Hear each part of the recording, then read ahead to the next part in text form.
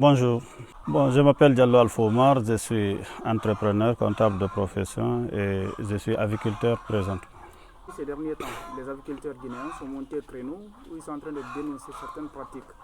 Qu'est-ce qui a vraiment conduit à cela? Et vous êtes confronté aujourd'hui à quel type de problème dans vos activités? Nous sommes confrontés à plusieurs problèmes, mais le plus urgent, c'est la mévente de notre production des œufs. Nous n'arrivons pas à vendre.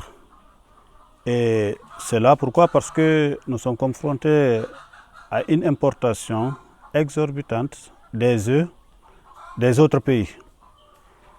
Alors ces gens-là viennent, ils vendent ici moins cher que nous. Alors notre production est fichue. Nous emmagasinons ici plusieurs quantités des œufs non vendus. Et ça nous cause d'énormes problèmes. C'est pourquoi l'association des éleveurs, la CONASEG, nous sommes en train de nous battre pour que nous puissions avoir de l'aide, une assistance de l'État pour arrêter ces fléaux qui tuent nos entreprises.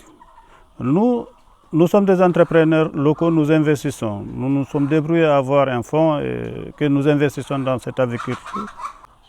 Présentement, on nous dit que c'est des Turcs qui envoient des conteneurs des œufs, qu'ils envoient dans des conteneurs frigorifiés. Ils vendent les alvéoles à nos clients au marché moins cher que nous. Et cela est dû à quoi? Parce que normalement,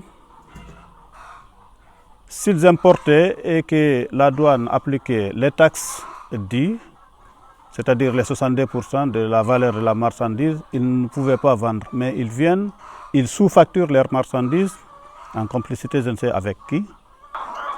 Alors, ils inondent notre marché de nos produits que nous-mêmes nous produisons ici. Alors que nous sommes des investisseurs locaux, nous employons des gens. Justement, si rien n'est fait de la part de l'État, vos entreprises sont vues à quoi? Présentement, là où je vous parle, nos entreprises, plusieurs entreprises ferment du jour au jour. Chaque jour, il y a au moins 2 ou 3 fermiers qui ferment les portes de leurs entreprises. Et là, ce sont des emplois gâchis. Ce sont des emplois qu'on perd chaque jour. Par exemple, moi, je suis un petit fermier, j'ai un petit cheptel de 3000, mais j'ai 5 employés.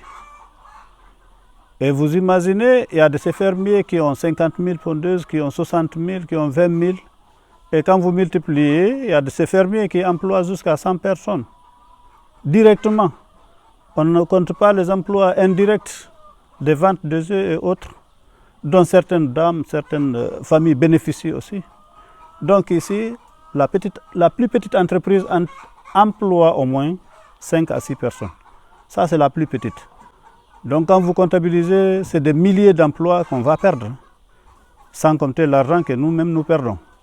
Alors c'est le lieu pour moi d'interpeller les autorités compétentes, surtout du ministère dont nous relevons, le ministère de l'Agriculture et de l'Élevage, de venir vraiment sur le terrain et de s'enquérir de notre situation. Nous souffrons et nos entreprises sont en train de fermer du jour au jour.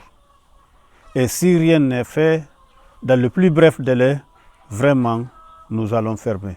Parce que si nous importons, nous aussi, nous pouvons peut-être vendre nos produits et acheter des devises, aller acheter des œufs pour importer.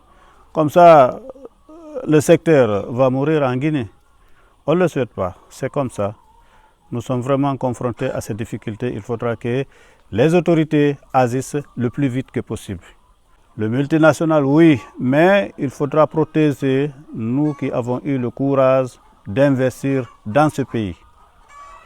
Il faudra que l'État nous assiste. Il faudra que l'État applique les lois sur les taxes d'importation des œufs pour que, si on ne pouvait pas interdire ou avoir un moratoire au moins d'interdiction de 3 mois, qu'ils puissent appliquer les taxes. Parce que quand ils appliquent les taxes, nous aussi nous pouvons vendre nos produits.